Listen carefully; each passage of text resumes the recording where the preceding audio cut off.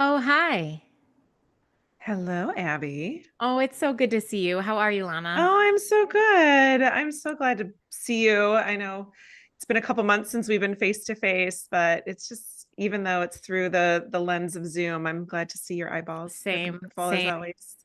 And I'm so happy to have you here today. We have not had this topic on my podcast, and it's such an important topic to talk about, which is child-free post-infertility treatment. Yeah. And I want to talk at some point about what title you give yourself in terms of that community, because I know there's a lot there. But I also just want to start with happy endings. And I think a lot of times in the infertility community, when you're on my side of things, where you did it for so many years and then you ultimately had children, you say, and I got my happy ending. And in your case, you did not end up birthing your own children or having your own children, but you also have a happy ending. And I think that is such an important perspective. So let's start there. Does that resonate with you? Yeah, it does. Because I love that you put it that way because I didn't always know that there was a happy ending. It's like I entered into fertility treatments. I was already 37 when I got my diagnosis of unexplained infertility. And I never thought there would be a happy ending. And I don't know if I just had these blinders on that it motherhood wasn't like that it wasn't going to be possible if I just was overly positive or I just had these rose colored glasses. But I never considered that I'd do anything but become a mom. So Wow. the happy ending, it didn't feel that way when I first left my treatments. I had gone through off and on 7 years of treatment. I live in Chicago and I started out, I'm lucky to be in a big city where we had a lot of access to good care and took about a year and a half break from doing some IUIs. I did about 7 IUIs, thinking Mm, the next one would maybe be the one. yeah. And then we moved on to IVF. And then I was like, okay, well, I can't give up. Like, I don't have my rainbow baby yet. So I ended up going out to Colorado and doing more treatments out at a clinic in Colorado. And that was where my journey ended. And I didn't have any resources offered to me. It was kind of like this last conversation of adoption or donor egg. And if those are the right decisions, give us a call. And when those weren't the right decisions, I just felt like I had nothing to help me figure out what this path was going to be like Mm, to find happiness again. So I had to find my own happy ending. yeah. And you did. And now you help others do the same. So let's go back to your treatment. Well, actually, let's go back to when you said you felt like you couldn't give up. What did giving up mean to you, and where were you getting that information or that pressure? Well, giving up, I mean, it was doing like leaving without a child. And I, at that time, was open. I considered adoption as being part of the route to motherhood, but really it was the biological motherhood because everyone around me that I knew that went through IVF, except for one person that I knew went through and didn't have a child, like everyone, eventually it came. And Mhm.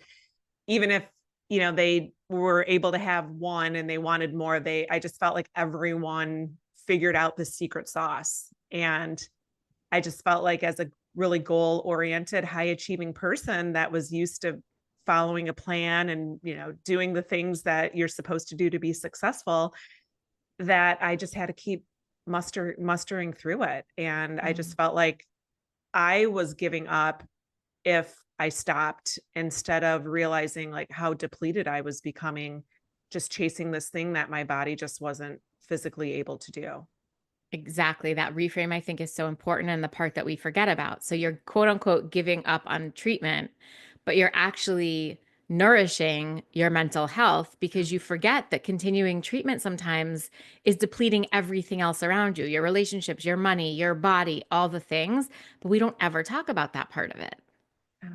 Yeah. And, No? and it just felt like I was a failure either way, right? I walked Mm. away from treatment, I'd be considered a failed fertility patient. And if I was my choice, like if I did it without my doctor telling me that I should discontinue care, I was a failure like on both sides of the Mm. stick.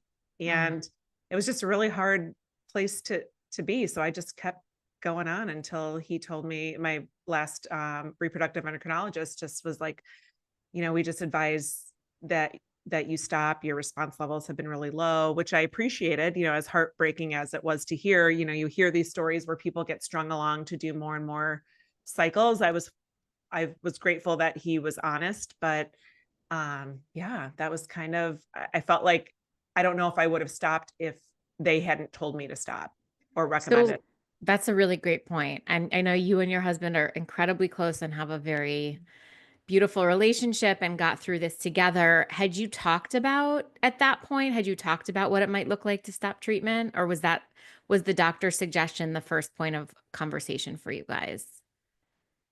I think we maybe silently questioned it, but we never talked about it out loud. Mm. We had that silent question in our minds. So we probably would have continued to pursue had there been recommendations to continue to pursue. And how did that conversation, as intimate as you want to be or not, as you don't, like when you left that appointment, how did the two of you start picking up what was going to turn into your future, the pieces of your future together? Well, we started by considering adoption. We had looked into adoptive services here in the US and then thought about maybe doing international. My family's from a different country originally. So we thought about going to my parents' home country and adopting a child there. But there just was a lot of hurdles of us having to move there once a child became available, live under supervision for 3 months, where, which I appreciate. Like, I love that there are those parameters because I do think adoption is a very serious thing. And just as much as we want it, I think it's really important for the children who aren't able to advocate for themselves have the right parameters put in place before they are adopted into a family. So it wasn't that I was like rolling my eyes that I had to do that, but it was just, are we really willing to step away from our careers and our lives? And then maybe at the end of that 3 months, if they didn't see us as fit parents, or if there was something that changed, is that heartache, like we're going to go through that all over again? So that Mm. was about, I'd say maybe almost a year after our conversation with our RE that we were going to stop treatment, that we made that decision not to go through the adoption process.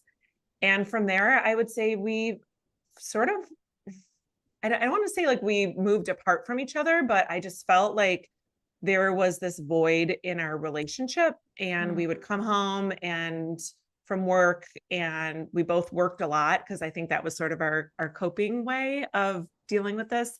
But I remember sitting in this beautiful kitchen at this big dining table where we had bought this house planning to bring children home to. And so we're sitting at this dinner table and the two of us are in this table that seats 8, and it just felt like really lonely. And we would talk about our days at work. We would just talk about really boring stuff. And I started to question, are we going to make it through in this marriage? Not from a place of like anger towards each other, but I just felt like our lives were so consumed with all the fertility, rat race of 7 years. And then to find out that you're not going to become a parent, it was like, what's going to keep us together? Because I just, Mm. we just assumed that was going to be our next step.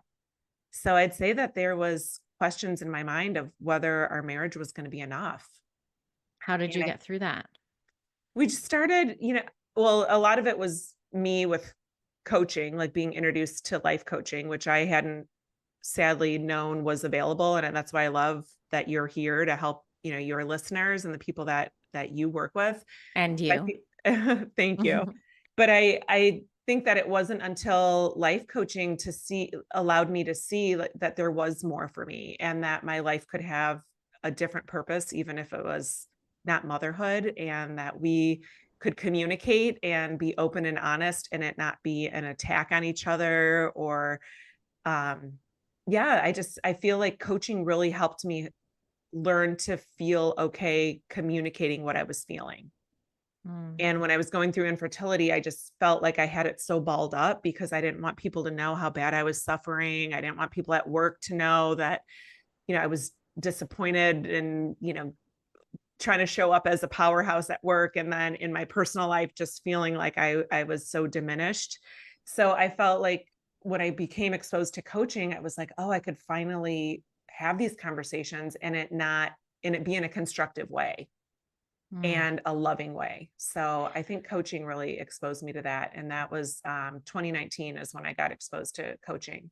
And did you sort of take the lead at that point then with your husband in terms of opening the dialogue? Yeah, I did. Mm. I remember we had an anniversary and I got him an anniversary card and we sat down and we went to like a nice dinner and I said, I'd love for us to make some goals of things that we love to do together. Like, what do we want to do more of instead of like what do we not have enough of? Like, what are the Mhm. things that we do that are special to us, or maybe that have fallen off a little bit that we want to reincorporate in this year? And I remember it was such a special anniversary because it opened these new opportunities of what we could do together as a couple. And it was really like this barrier that was let down. And I also was honest with him in telling him that I had been having these thoughts about our marriage not being enough. And I had a lot of guilt about it because he was my rock. When we were going through everything, it was always like, what do you need? Like it was never about him. And I felt like so guilty telling him that, but he took it with such a loving, beautiful, loving gesture. And I feel like that's was really the turning point for us in realizing that we could build a life together that we're both happy and fulfilled in. I love that because you guys really are. How do other people continue to talk to you about it? And I mean, people who you're close to, did you have to go through a process of saying, this is never going to happen for us and we've made the decision to pursue treatment? And then also, and this is a whole nother can of worms that I do want to get into, I assume many people meet you guys and like, do you have kids? And Yes. how, yeah, I mean, it's it's so triggering. Yeah. How, I want to hear about that piece of it. So let's start with your Yeah. close people. How did you express to them that this was sort of a pivot you were making? In all honesty, I didn't talk about it with many people. I was so shame ridden that I was this person who was good at so many things, but not good at being able to have a child, Mm. that I didn't really talk about it besides with a couple close girlfriends, one who had gone through IVF and ended up having identical twins, one of through IVF, which was interesting Mm. and a little challenging for me to deal with. Sure. Yeah. And then one of my other girlfriends who has an autoimmune disease, and she knows that she's known for a long time that she would never be able to have a biological child. So those were kind of my two people that were my insiders, Yeah. but I didn't really talk about it much with my parents. It was hard for me to talk about. My mom's sometimes very emotional, so I just felt like it was draining. My sister, I would talk about it some, but she was having her own kids, and I didn't want it to feel weird that she had to minimize her happiness or feel like she had to minimize her happiness. So I really didn't talk about it with a lot of people. So there was not a lot of closure Mm. um, in that after that conversation when we found out that we wouldn't have biological children. And I felt like I sort of tiptoed around people. And again, that was pre-coaching. I would go to ethnic events in our community and I would wonder like, oh, do they think that my husband and I are, not happy together, that we're not having kids? Do they think Mm. something's wrong with us? So I don't know if I diverted off your initial question, No, this but is great. I didn't really, I don't feel like I talked, like had that conversation much with people because I had kept it so secret and so private. And being exposed to coaching and realizing that it was not my fault, that I did show up doing everything that I could, that I am not a failed patient, that, maybe the treatments I could see as failing me if I want to reframe it that way, but that I had done nothing wrong allowed me to be more open when somebody asks me, oh, how many kids do you have? That's kind of like a common icebreaker question. And getting comfortable with how to answer those questions. I actually created a free resource. It's a lot of people downloaded off my website. It's called the top 27 things people say when you're childless. and how to What's respond.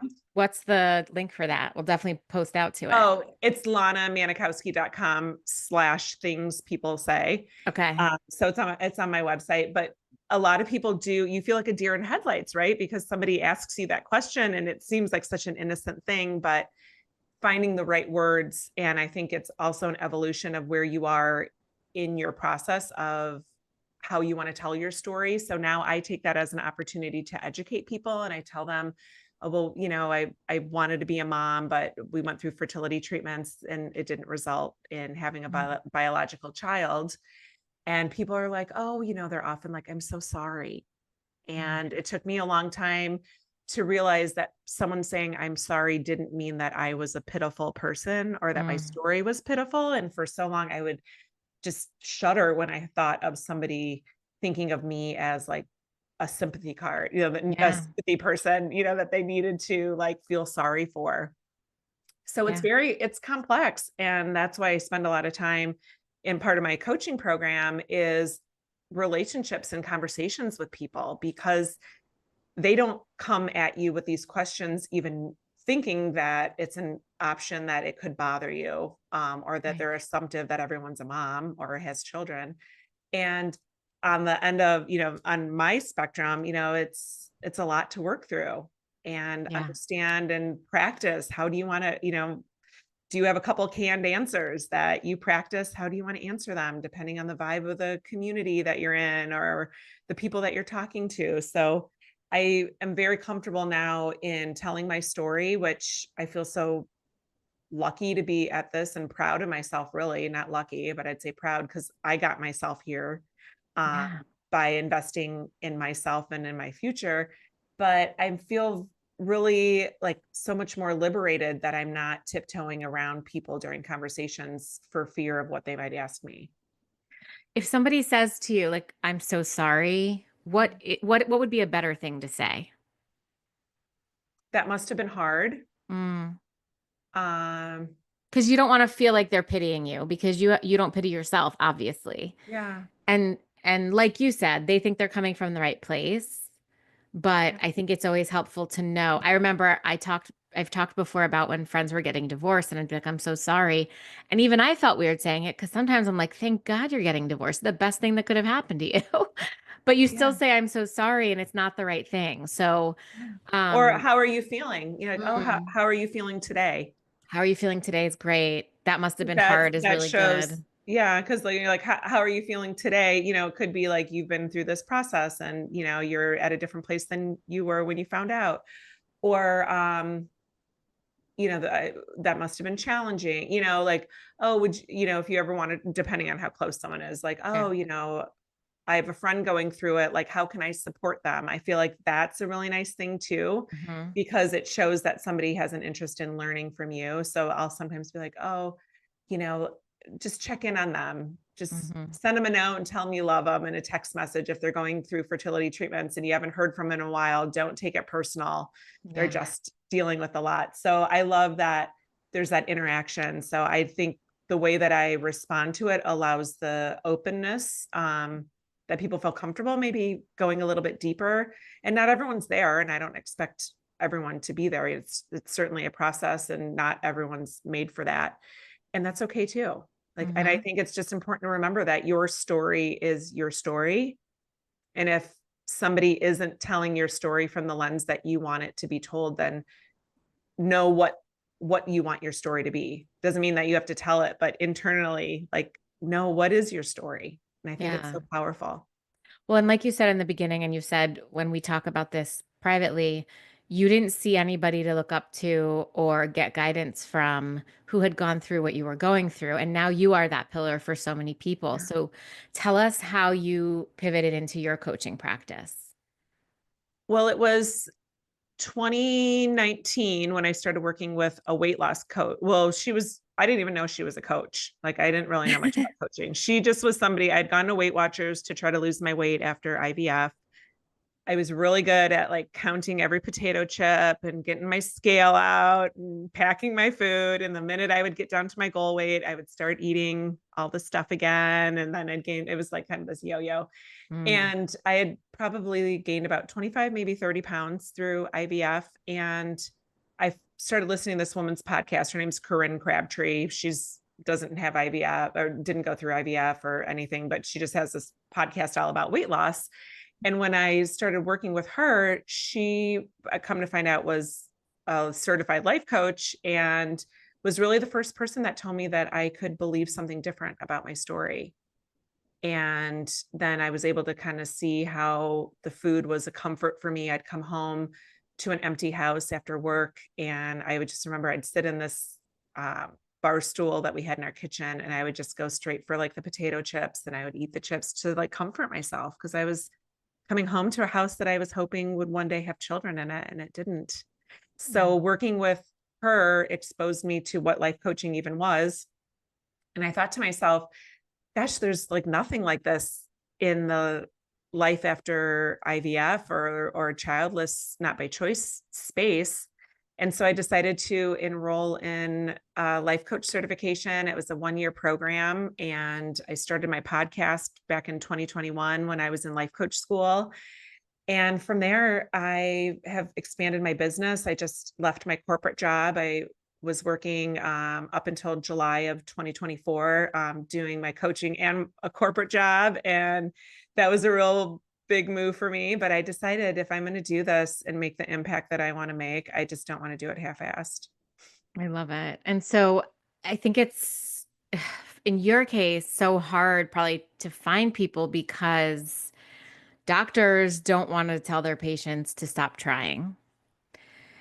You don't want to be like, hey, have you ever considered stopping treatment? Come to me, right? So, how do you approach it from a business perspective? How do you find the most of your people? And how do you want to? Who else can be a resource for you?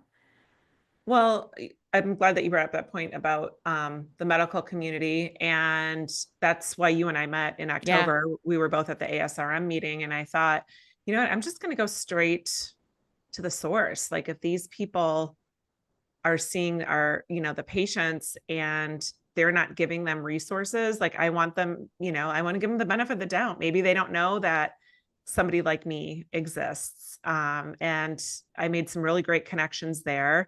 So I'm hopeful that that at least opened the eyes of some people. Well, because I think, and you've specifically opened my eyes to this at all. Like there are no tools that doctors have when it's looking like this is going to be the end result. They don't know what to do or say either. And just Yeah. having somebody to gently nudge people to is huge. And I Huge. think I think about if somebody had a terminal illness, there's always a resource group that they're like, oh, join this group. Or I worked in the urology space back in my corporate job, and there was a prostate cancer survivors group, or, for patients with prostate cancer, it's like you send Susan G. Komen, like someone has Right. breast cancer, whether they're, terminal or not. And it's like, what about the women who are grieving this life that they thought that they were going to have? Mm. And I think it should be something that's not given to you as a last result, as a last option. I'm sorry. But when you're talking about egg donation, sperm donor, talking about adoption, like have the option that childlessness is okay. Because I think so many of us, and we talked about that early on, I didn't see people around me, nor did I hear my doctors talk about it. So I thought that I would be the anomaly. Like I was the worst case scenario because no one talked about it. It was like the elephant in the room. So for me, a lot of my people that I work with have found me through my podcast. People, yeah, I've spoken in some forums in the Childless Collective. I've spoken there. I've spoken in World Childless Week. Um, And let me and just just say that when I entered the infertility space post IVF with my children, Childless Collective didn't even exist. And my kids, as you know, are 6. I didn't get into the internet world, or the internet world, the world wide web, the Instagram world, social media world of infertility until they were already born. Like also 2019, 2020, Childless Collective didn't even exist. So much like fertility coaching in general, we all are going through these experiences and saying there has to be a better way to go through this. And now there is. Yeah. Cause I know a lot of people, will tell you, at least people have told me that their doctors are like, oh, well, join a Facebook group or, and I'll be honest, like those Facebook groups, they might be good for a portion of your grieving process, but that's not, if you're looking to grow and find a community of women who want to not always be burdened by the title of child free or childless, depending on how you identify. I don't think the Facebook groups really are a Yeah. nourishing environment for that. No. They can be So, extremely depleting, as we know. yeah, yeah. Do you So identify with child free or childless? And I know there's a big difference within the communities. I still call myself childless because Uh-huh. I think it's a an ode to all that I did do and the pride that I have that I went through what I did and still talk about it. So I think it allows me an opportunity to give a nod to the woman that I was going through that. And even though I've created a life that I love and, I feel like I'm thriving as a individual, I still am proud to be childless. Mm. And do you add the childless not by choice if somebody asks? Or if you were Usually, describing yourself, I'm a part of the childless not by choice community. yeah, I do because again, it allows me to sort of inch into that conversation if somebody Mhm. wants to ask or if they go off wondering. I feel like I just think it's really important to represent women who wanted to be moms and never became moms, Mm. whether it was through infertility or they didn't find the right partner or autoimmune conditions, whatever it is. Yeah. I'm very proud to represent that community here. And are there still things that trigger you? Not really. It's There's amazing moments. because I'm I still mean, triggered by things still. there's, and when I say trigger, maybe my definition of trigger takes me to the days of like not being able to get off the sofa of Right. I don't mean that. so, But but fair, and that means you've done a lot of work. So good. yeah, But even like I still hate pregnancy announcements. I think I will forever, for example. yeah, that stuff doesn't really bother me. There's the things that will sometimes make me tear up or just like have a moment of wonder is like the mother child interactions. I was at the grocery store the other day and there was like a mom playing this little piggy with her baby's toes Mm. while they were at the deli aisle or in the deli section. And I looked at that and I just had this like moment of love that she gets to experience that, but like wondering what that would have been like for me. Mm. But in the beginning, it was very hard for me to go to Target. Like walking through the maternity section was really hard for me. Uh, Going like seeing people shopping for baby items, like the prams and all the cute strollers, the bugabees. I remember my sister like doing all that stuff. It was like those kind of things that were really hard for me to realize that I would not experience. So those were triggers, but now it's just sort of like, my life feels really fulfilling in a different way that I don't compare what life I have to what other people have anymore. It's really amazing. So, how can people work with you? And who are the best people to work with you? So I started a community of women. It's a coaching community. It's called Thrive After Infertility, and it's for women who are, like I said, not really into the Facebook groups anymore. They might be feeling like they're ready to grow.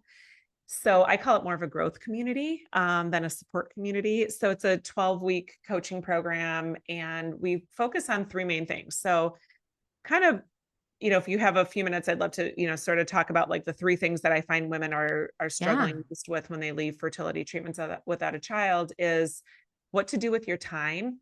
Cause it could feel like, oh my gosh, like I've got these next 40, 50 years ahead of me that I'm responsible for figuring out every minute of my day Mm. in a way that feels like meaningful. And when you just thought you'd be running kids to school and practices and raising children and all that. And so it's figuring out like, what are you going to do with your future in a way that you feel like you're proud of the legacy that you want to create, the purpose that Mm.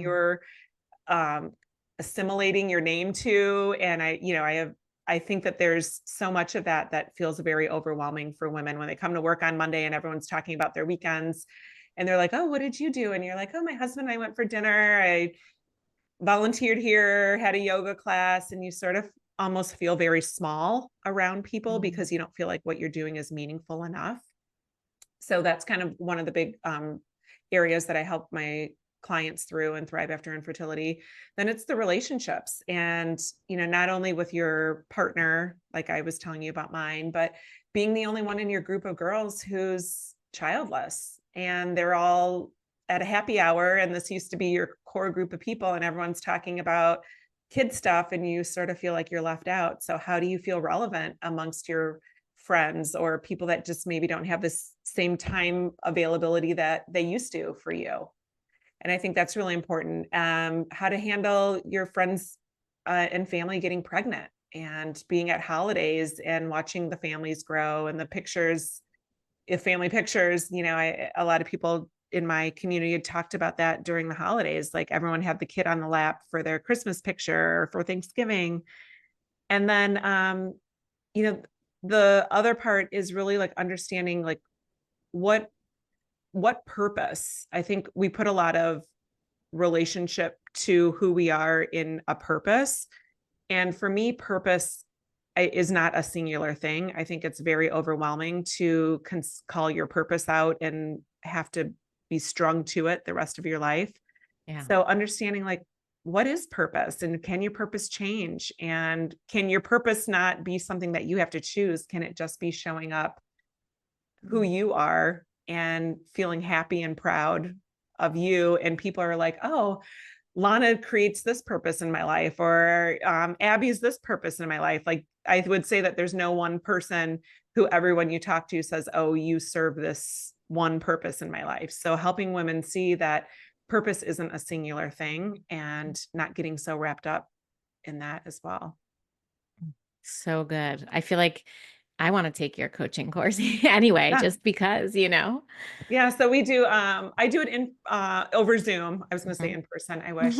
I was like, really? Um, In person? yeah. She's going in person, really? Okay. But it's not it's not a workshop that you do alone. It's Yeah. not like something that you work through independently. But I think it's really important to have community because there's not a lot of people that talk amongst each other about being childless, and they can't find other friends that are childless after infertility. And I like that the coaching community that I created allows women to find people across the world. Actually, I've people in Australia, Puerto Rico, like Yes. all over the US. So it's nice. And then I started the Others Day, and if you want to talk about that, we can. But Yeah, I do. say a lot of people have come to the Others Day brunch and they have been in Thrive After Infertility, and then they meet in Mm. person, and So they're like, yeah, oh, tell us about what Other's yeah, Day is because yeah. it's So amazing. thank you. I started the Others Day back in 2022. It was April of 22. And I remember walking through Target and seeing the banners for Mother's Day. And I just felt like, oh, like I'm not ever going to celebrate Mother's Day, like one of those, not triggers, but, sort of one of those Yeah. realizations. And I thought, you know what? I'm going to put a meetup group together and I'm going to see if anyone wants to get together. I'll host a brunch. I love, the glitz and glam. So I'll do mimosas and dress up. And I live in Chicago. So I rented a party room in this, beautiful high-rise building. And I had 18 women show up, and it was just, through Meetup. And this is going to be our 4th year now, coming up May 10th. And it's the Saturday, like the day before Mother's Day. And it's an opportunity for women, not only women who don't have children, but maybe somebody who no longer has a mom in their life, maybe estranged from their mom, or, living, mom's no longer living. And it's a place to come celebrate and not have to tell Awesome. your story. And it's a very high energy. It's not like you come in and everyone's like, oh, I'm so sad. So are you. It's very uplifting. And the people that come, I don't know, it's just like a really beautiful thing to witness women who come in not knowing each other, and then they're like exchanging numbers and they live across the US. Like there's a book club that started through the Others Day because there's people who are avid readers. And I hope it continues to grow, because I think it's a really important thing to recognize that Mother's Day is hard for a lot of people for many reasons. And the fact that it's the day before Mother's Day, it doesn't take away from Mother's Day, because I never want to do that. I am very much, somebody who wants to support women with children. I don't like look at them as the enemy. So the Others Day brunch is hopefully going to continue to grow into something big. It has to. I want it to be like in every city. Hey, and speaking of book club, let's talk about your book. Oh, yes, it's coming You have a out book in coming out. April. And my podcast is called the So Now What podcast, which I mentioned started in 2021. So I figured I was going to call the book So Now What, because that's sort of the question, not only at the end of my fertility journey, but throughout. Like, am I going to do another round? Are we going to, are we going to do adoption? There was just so many things in my journey through my path to parenthood that I questioned, like, so now what? And the book's going to come out on April 1st is the target date. Okay, So we will definitely post about it when it comes out. yeah, and I'm looking for places that people know, independent bookstores. Like, I'm self-publishing my books. So if people have any connections, please tell you and you tell me of bookstores that I could come and maybe do a book reading or something like that. Because Yes. I really I love to create community. And this book is going to be really nice because it's not really about me. There's parts of my story that are woven in it, but there's a lot of tools in there, journaling, different things that people can actively use while they're reading the book. So it is not just like a book that you're going to read and learn about me. Like that's kind of, Mhm. really boring, but yeah, it's going to be like things that people can actually implement, a lot of the stuff that I teach in my coaching program, and specific holidays, how to get through the holidays. So I it's going to love be really it. good. I So cannot wait for it. I really can't. I love to close with like a phrase or a saying or a piece of advice or cliche, anything that you think about on a regular basis or that somebody maybe once said to you that that you have on repeat. yeah, like I just really try to always remind myself how proud I am of myself. So good. And I try to look in the mirror and just say, I'm so damn proud of you. And not every day do I have something to say that, is earth shattering, but just even waking up another day and living a life that looks so different than you thought it was going to be, just remind yourself how proud you are, because we don't hear that enough. What a perfect end note. I love you so much. And thank you so Welcome. much for being here. And we'll link out to everyone and everywhere so they can find you. Oh, I love you. You're the best. Thank you for listening. Oh my God, I just had almost a